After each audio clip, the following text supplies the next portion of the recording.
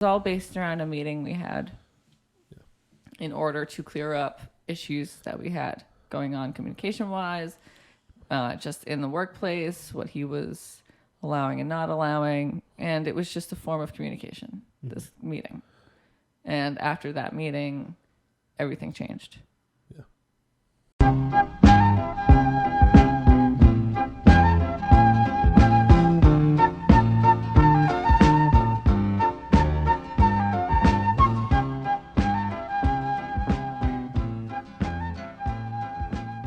Well, hey, I'm Abby. I'm Austin. And this is Mouthwords. Mouthwords. We talked about deadpan, Austin. Oh. He can't do deadpan. For whatever reason, this human is just not dead enough inside. And that's okay. Let's try that. We could work with that. That's fine. For our first episode, we're going to be opening up about how we got here. And how our last job is still doing us dirty. And of course, we'll be raising some questions and doing a little deep dive on that 6th grade field trip we all kind of remember. Yeah, I do. It's about to get weird here. Austin, do you remember the first time we met? Of course. I interviewed you for your job. Oh, yeah. I remember pulling up to that said place, and my first thought was, okay, this building is definitely something, but it looked cool, it looked awesome, it looked inviting, so I remember parking, I walked up to the side, I turned that corner, and who do I see open that door? Was it me? You opened the door to me. I opened. Yeah. Oh, I must have gone out to get you. That makes sense. Yeah. I must have seen you on the cameras and been like, "That's gotta be him." I was like, "Oh shit, who's this opening the door?" Okay. Got a little nervous. I was like, "All right." I don't know if you could tell if I was nervous. Oh, for sure, always. Oh, nice. Smell it. Oh, damn. I got that. It's just something you pick up. It's like nervousness. it's almost like it's a PTSD thing or something. Anyway. It was an awesome place. I liked the vibes. You guys were cool. I met you and Ariel that day. Yeah, that was the day we all connected. We were very excited to have you on board with us. Nice. I was excited to join. And then we spent the next 4 months together. Yeah. Working in that facility, killing it, being the best people in the biz. But anywho, we're having flashbacks because, we didn't expect to have all of this content for today. We have like a whole outline thing, and we're gonna go through with it. But because things became so much more dramatic with this whole boss from the workplace thing this morning, we have so much more to talk about. Oh, yeah. And we're going to get into that. Oh, my gosh. Let's walk through it, from the beginning, okay? So we were stoked to post the video talking about our podcast and how it had some references to our workplace experience. And so we posted that last night on my Instagram, and then Austin shared it. And then we also tried to post it from the podcast page, too, on Instagram. Mm-hmm. And I was up all night just thinking about stuff, as we all usually do at this point in the presence of existence. Mm-hmm. And I was on Instagram fairly late, and everything was cool, right? And then I woke up this morning at 8:30. Yeah. And I got a text from Austin. It was like, "Hey, did you block me?" or something. Yeah, because I went to your account when I woke up this morning, and I was just said user not found. Damn. That was weird. I thought that I went straight into denial right away. I was like, "No, what are you talking about? This is probably on your end." Yeah. But it wasn't, because I went straight to my Instagram, and lo and behold, it was Gonzo and up for review. So, yeah. We'll keep you updated. So Yeah. So that was really scary to wake up and go straight into fight or flight when you're dealing with someone who is like so ridiculously dysregulated.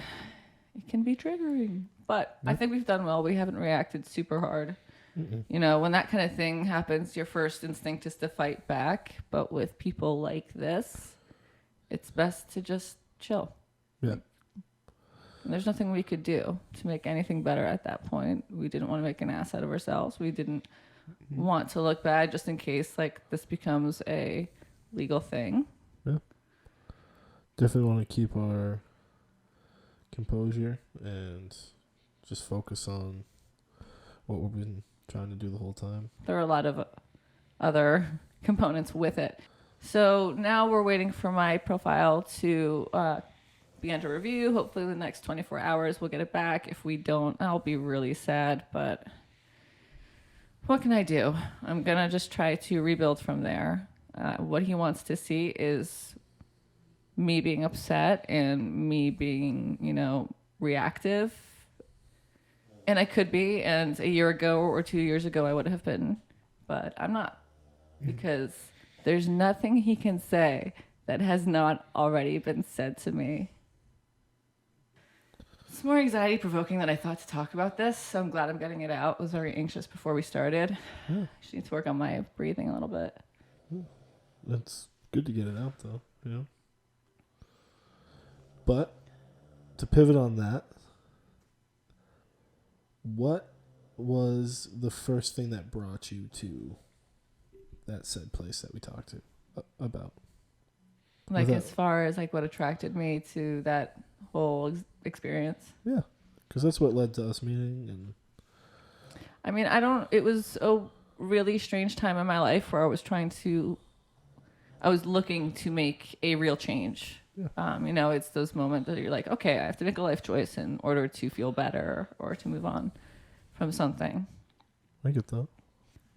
So when I first interviewed for this place, it was a different manager. It was not the owner that we keep referring to. It was a totally different guy.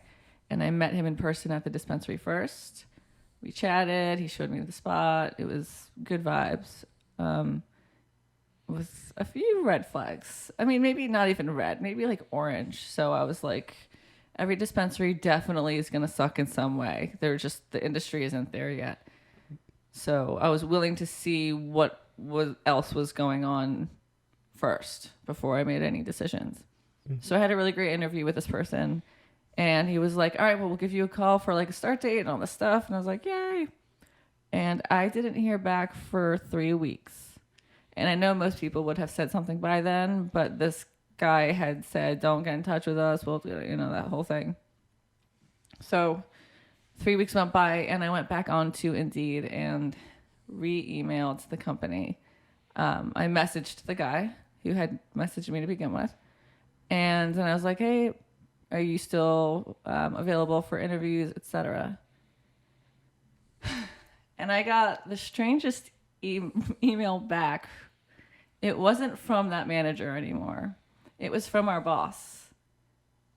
And it was like, hey, Abby, so glad to hear from you. No, love to interview you still. He said something about the other manager, something along the lines of like, so-and-so is no longer with us. I would love to meet you. Let's do a Zoom call. And I got hired on the Zoom call on the spot. So I took that guy's job. Which is a little weird. And once I took his job, I was told about the manager before him that didn't even make it to opening either. Oh my. Whose job I also took. And then I heard more about that same person from another company I interviewed with after I quit. It's damn small circle, this industry, especially in Massachusetts and Rhode Island. Like, yeah, you can't mess up like this. So yeah, that was my introduction to this place. But I was really intrigued because it was a position that I had never had before. It was a high pay rate, which is why he knew we would stay. Yeah. And so that's what mostly attracted me is, okay, I can actually get money coming back in again with something that I know how to do in my sleep.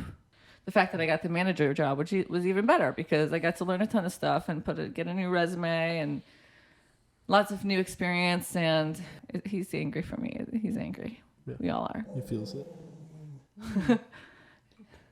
All right, Lou. So there he goes. He's gonna go get him. He just goes out there and screams for me sometimes. He's like, "Why are you doing this? Leave my mom alone. That's my mom." Yeah. And your neighbors are like, "Louie, we haven't done a thing to your mom." No, neighbors are the best. Get to know your neighbors because in the worst of scenarios, you will at some point need a neighbor to be there for you, or they will need you to be there for them. Always know your neighbors.com. We'll connect you with your neighbors. No awkward introductions. It's just like a dating site for neighbors. No. It's not dating. It's platonic. Actually, you know what? There's neighbors too. I don't know if I want to talk about neighbors. Okay. It might be a little bit dark. We can go wherever we want to go. It's episode 1. These people are coming into the Mouthwords. They're gonna hear the I think we words. should save it for another. I think it's a good topic for another day. Okay. I got a question for you. Okay. In case people don't know, we did all walk out. Oh yeah, let's cover that real quick. Go Us ahead. And another employee. The other employee. We were super close to also. Yes. The 3 of us walked out, and there was only 4 of us, and that was including the owner/manager. We're legally allowed to say it, but I'm not there for it. I'm not going there yet. Like, okay. I think what you're thinking about is the thing that you and I talked to you about once it came up. Yeah. Yeah. There is, I'll just say, it got to a point where we could no longer be there anymore. Well, here's the thing, and we're going to go through all of this in like a whole like step-by-step recall of how this all happened and exactly why we did. Mm-hmm. It's going to be a pretty long one probably, but it was all based around a meeting we had in order to clear up issues that we had going on communication-wise, just in the workplace, what he was allowing and not allowing, and it was just a form of communication, this meeting. And after that meeting, everything changed. Yeah. So... and our gripes aren't with the workplace itself. I just want to put that on the record. It's with the manager/owner and the investors and the people who are running the business, not the business itself. It's not the business's fault. It is this one person's fault. Yeah. And I walked and talked through each step of the way with them, with this person. They knew better. Mm-hmm. So this doesn't have to do with like company. This has to do with the money we are owed, essentially, which is the reason why we left, and the rights that were violated. Yeah. And then, I mean, I think the other catalyst for all of this, with like creating a podcast and stuff and walking out, the big change with the walkout was I woke up one morning to an email from Indeed. On Indeed, they'll have like a small description of what the job's for in the subject, so you can kind of decide if you're interested or not. Yeah. And this one said assistant manager, Massachusetts. And I clicked on it, and it was my place of work. And since we all know that he couldn't afford to hire anyone or pay us, we knew he couldn't afford a second manager. No. And that is where the walkout was planned. He thinks it was like this long-term, like, Trojan horse thing, but it was literally within hours of me finding that email at 5 a.m. I think you guys were out by 10. Yep.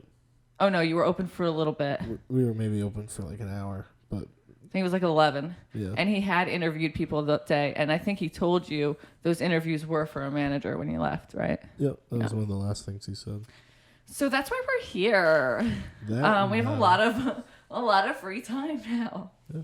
But more than just that, we were very excited to actually have time to do this because it's what we're actually, I don't know, passionate about more so than being on a register, right? Yeah. So this works for us. We're fighting the fight. I've never done anything like this before. I've never led anything like this before. I've never considered myself a leader. Sorry, I didn't mean to interrupt you. It's okay. We've been recently dealing with a lot, and this was a huge step for us. We worked on this whole other project for a month, and we had to scrap it and start over to kind of find the right vibe for the two of us. And so we've had to find the incentive and the passion and the guts to do it all over again after we burned out from doing it for a month with a different project. So this means a lot to me personally. Yeah, it means a lot to me, of course. I appreciate you. I appreciate you. Full of just anxiety and adrenaline from all of this garbage happening today. And it's funny. The irony is just ridiculous because the video of I put up that triggered him so heavily is about him stalking me on Instagram. And then he used his stalking on Instagram to try to hurt my feelings. And that's why he went for me and not you. Yeah. We've been shining a light on what he's done wrong. And he called himself out by reporting me. Yeah. Why else would I have been reported? Who else is butthurt? Anyone? Was it you? You? Anyone butthurt? Only someone who was guilty would do that. Yeah. And we're going to be right back with a quick break. Yeah. Okay. Oh, we just want to say we do not yet have any sponsors, so we are looking for possible people, companies, businesses, lizards. So please give us a shout if you are interested in having your business on our podcast as an ad. And you can email us at mouthwordspodcast@gmail.com.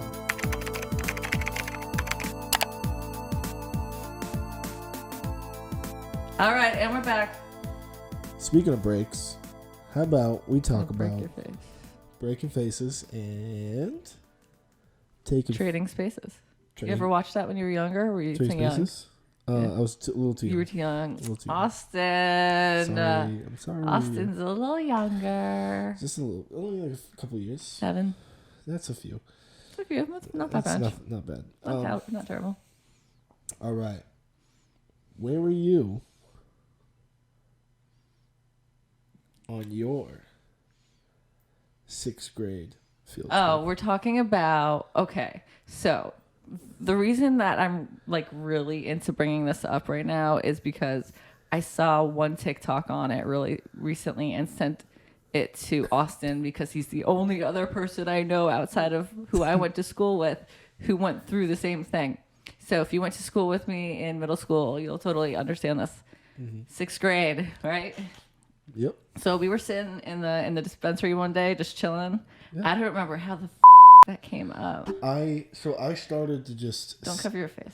Sorry, I just started to sing it. You started saying the ooh ah or report, I had report. Like a flashback from Vietnam. This song came back to me, and I was like, I didn't even have to say it. It was just I knew he had gone to the same place I had gone in 6th grade. Yeah. There's no, but I had to ask you. I was like, do you know what that's from? Or like, what is, like, how do you know that? Where were you? The fact that we had the like exact same memories too.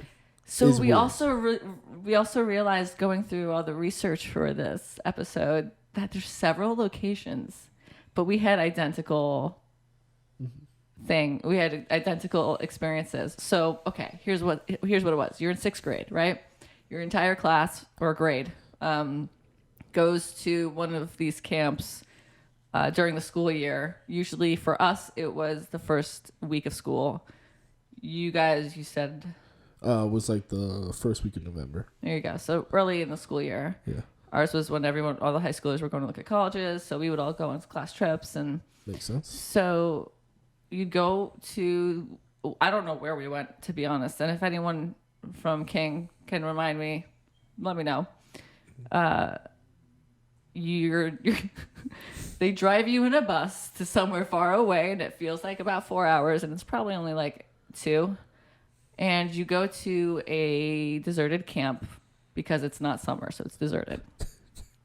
Right? Yeah, That's exactly what it is. That's exactly what it is. You stay in cabins. Mm-hmm. You're not allowed to. You're instructed, and you're instructed not to bring anything electronic, and like they're gonna take it away if you do, right? Yeah. They allowed like a few things, like cameras, and like that's it. That's right. But they broke us into groups. Mm-hmm. Yep. By the way, we didn't say what it was called. This thing is called Nature's Classroom. Check it out. It's weird as fuck. What's the big deal about it is everyone who's experienced it has had to reenact the Underground Railroad with fake names and aliases. But we're going to get into that in a minute. We're still getting there. I just wanted to let you guys know what was going on. We're still at the tip of the iceberg here. Okay, yeah. So they would break us into groups. I remember that. I remember the cabin situation. It was like 6 people to a cabin.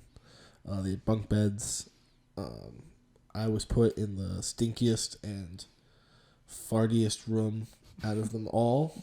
And my dad was a counselor. Oh my God. Chaperone. I don't remember parents coming with us. Oh wow, no. That must have... How did you feel about being... I thought it was a kid with the dad. Well, he was there. Was that when he was a coach yet? He was still a coach. So you were kind of used to like him being around your friends and stuff. Some of them knew him as the coach too, oh, so that helped. Okay. But it was also like, come on, Dad. Yeah, come on, Dad. What gives? It was fun. What gives, Austin's dad? It was fun having him. The farting and the poops. Yeah. What? Yeah, there was... Why was there so much farting and poops? Did you have a GI issue? I have no idea. Every single person in our room could not stop taking... They might have put laxatives in the food. They did that to us at SCAD. So you can't get sick. They had to. So you poop it right out. Yep. Shout out to SCAD. What's up? I could not stop taking and as a celiac, I know how that feels. There is a little story. Me before we started the show. Oh my God. That's really good. I had a friend, slash, let's just say friend. Yeah. Let's just say friend. Yeah, we had a really close friend who used to take a lot of poops. And at this camp specifically, he pooped in his pants while we were playing Manhunt, and then put his pants in his bag, left them there, and then brought them home. And then his mom immediately knew and like screamed at him as we were in the basketball court, like with everyone like grabbing all our stuff, because like she could smell it from the bag. And like, yeah, it was... Mihoy, Minoy, hoy. It was ridiculous. Mihoy, Minoy. Yeah. Shit happens. It happens. You know, sometimes you're gonna poop, and I mean, listen, we've all got our weird bodily fluids things happening, thrown up in almost every country and state I've been in. Thanks, celiac. Oh. Not proud of that. Just gotta say that. Okay. Yeah. Can't get everybody worried here. To that we say, or report. I said or report. So stop. Okay, yeah, the shimmy. I hated the shimmy. It was my least favorite part. Shimmy. Anyway, so they break us into these groups, and you would be with that group for what, like 5 days? Yeah, 5 to... And then you would eat with everyone. Mm-hmm. And during the food time was when they decided it would be a great time to do a show and have everyone ignore what they're eating and come up to the front and talk about their days and sing this song that he was singing at the dispensary when I realized he too had done the camp. Yes. I never sang it, so I didn't know the words. So when I heard you just say it, it was like... They made us wear food. I don't know if that was a part of your thing. They made you wear. No, we would have to weigh it at the end. What? So they had us weighing our plates at the end because they didn't want us to waste food. And that was the whole thing about the Ort report. That's what he made it into. Because it was about wasting food. Yep. Oh my God. I might have blocked that out. Yeah, it was a huge thing. Can someone from King confirm whether or not they weighed it for us? Because I have no memory other than watching a couple of you like... Because that's how we clapped. You didn't clap. You were like... Yes. So it was just uncomfortable all around. There were some cool memories. I remember my BFF at the time brought her like fishing line, and I got to watch her fish, just, even though I was... That trip was when I realized I was afraid of fish. Oh. Because people in my group would like... This one person in particular, we'd be like in the middle of a thing at the water. He'd be like, "Oh, good thing I brought my pole." And in the middle of our like game or whatever, he would just start fishing, and I like lost. He caught one immediately, and I lost it. So that's what I learned. That's always... I grew a lot at this camp, and we weren't even there the full time. Plot twist. Where's this going? Hold on. Plot twist. We weren't there the whole time because by day 2 or 3. It was 9/11. Oh, shit. That's where I was on 9/11. Damn. I was in 6th grade. In like nowhere, Connecticut. They gathered us into one of the main common rooms in the cabins, and they're like, "Here's what's happening." They gave us like very vague info, and what did you guys do? There was like... obviously a lot of like concern because some of the kids had parents who worked in the city and near the buildings or in the buildings. So we left. And here's the thing is I felt awful because like 2 days before that, I hated the whole thing, but 2 days before that, I had said to my friend, "I hope something happens and we can just go home." What? Did you manifest 9/11? I had such severe anxiety for months after we got home because I thought that's like part of where my OCD comes in now, I think, too. And I don't have issues with, I think I've processed everything, but it was terrifying for that to happen. Yeah, and I was like, oh no, is she going to think that I did this? Like, it was a genuine concern. I got over it. But yeah, that's where we were. We all went home, and I remember being like, "See you later, suckers!" And like my counselor of my group gave us all bracelets, and like we were like, "Peace the out with your stupid Ort report this."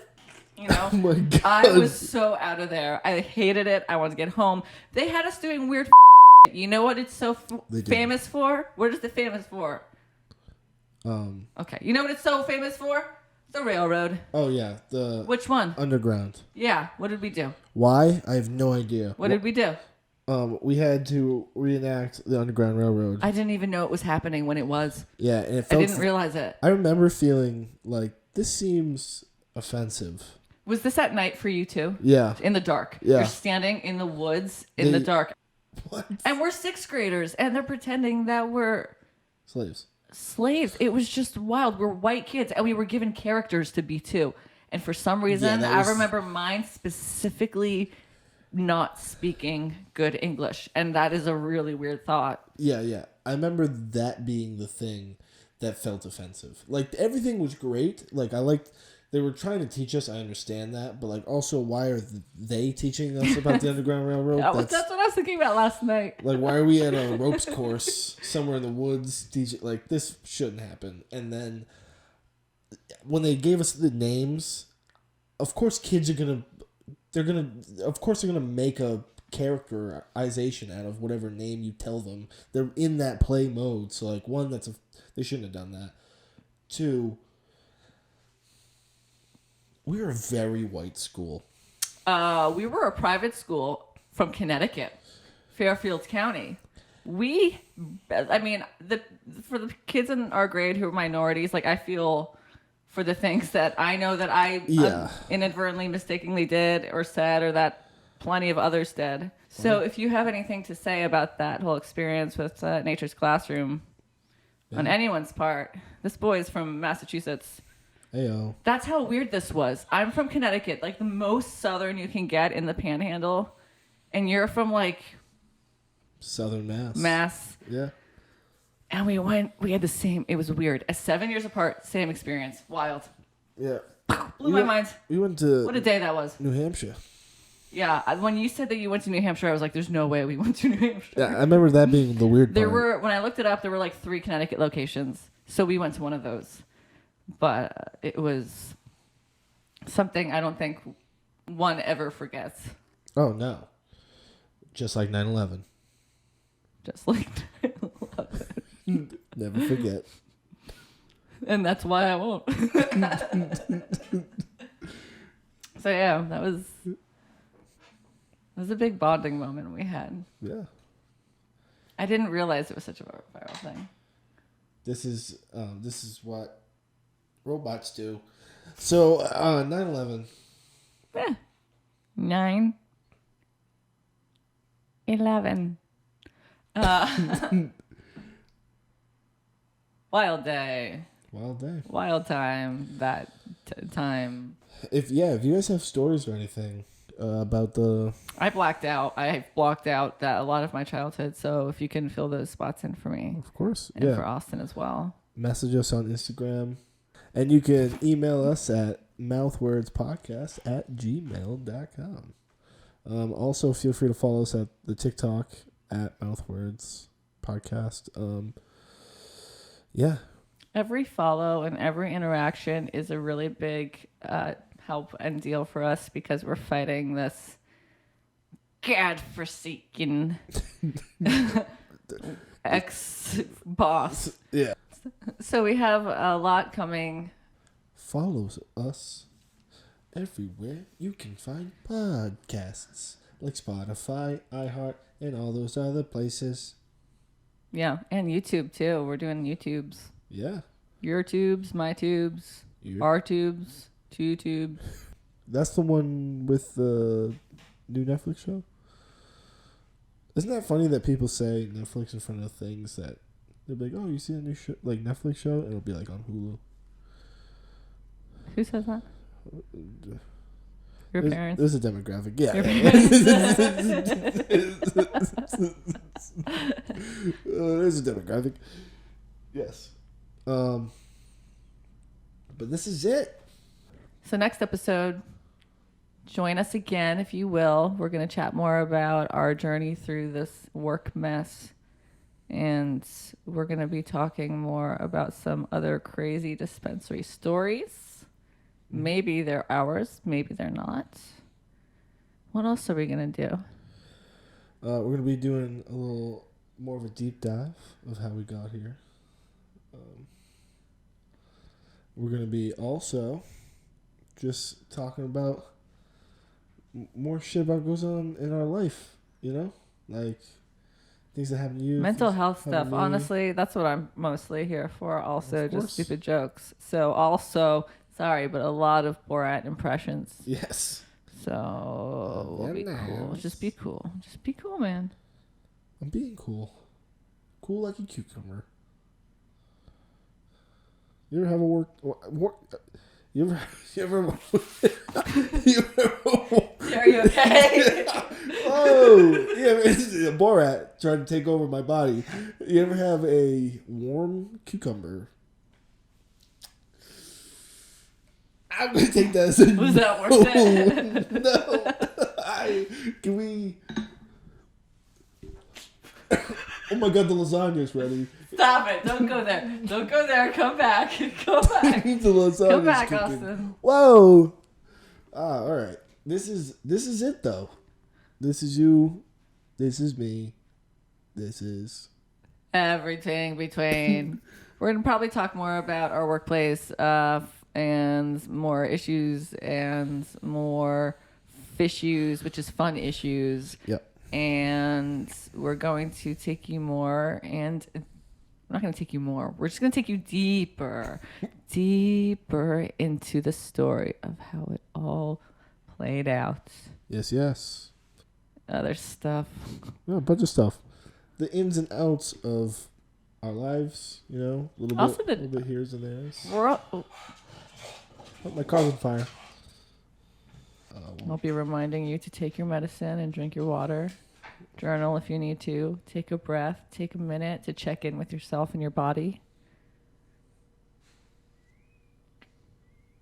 Austin's doing it right now. Remember, gotta be feeling good. You don't gotta be. That's the thing. And sometimes you're not going to feel good, Austin. Okay. All right. I'm not. The goal is to feel good, I should say. The goal is to feel good. And sometimes you gotta take a minute and readjust, realign. We appreciate you guys listening, giving us a chance if you made it this far. And even if you didn't, you'll never know that I'm saying this, so I don't need to address it. But if you could still continue to take this journey with us, we would be eternally grateful for your support and your companionship / team. I don't know. We need people on our side. Yeah. This is really weird. Yeah. Support, help us. Reach out, share their stories if they have something similar going on.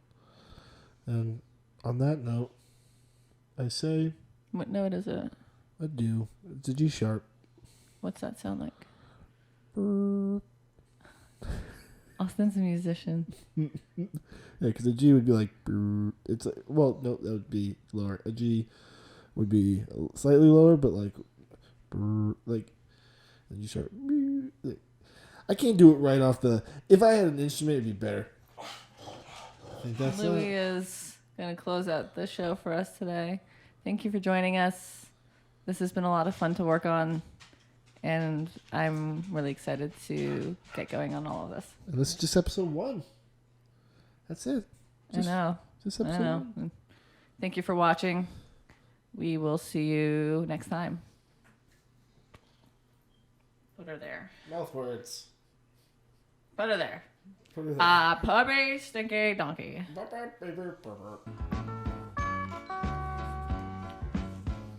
I'm sick of this. I'm sick of this. I'm sick of this. You know what I mean? That shit. That real shit. Your boss goes on your Instagram and then he stalks you more and reports your profile.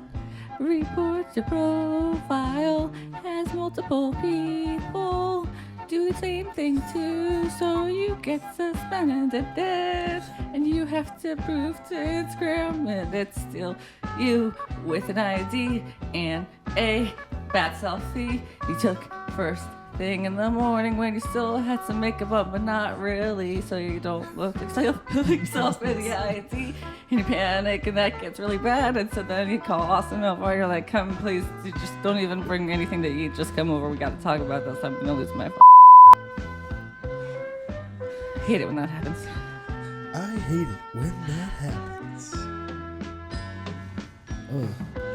I came over the house and we realized that the Instagram was suspended for an hour.